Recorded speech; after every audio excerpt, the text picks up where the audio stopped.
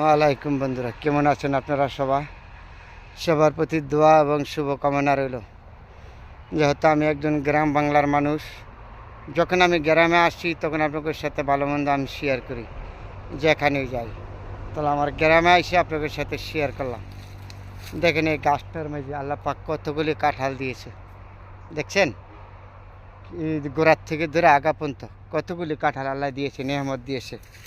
সেটা আমি একটা বাগানের ভিতরে ঢুকছি, তো আমাদের এলাকা বাগান বলে, কাঁঠালের গাছপালা বাগান বলে। ঠিক বিকেলবেলা আপনাদের সাথে এসে শেয়ার করলাম এর সাথে। যত আমি সবসময় যেখানে সুন্দর জিনিসগুলি আছে এগুলি আপনাদের জন্য ধরে তুলি, এটা হলো আমার সর্বত থেকে বড় কথা।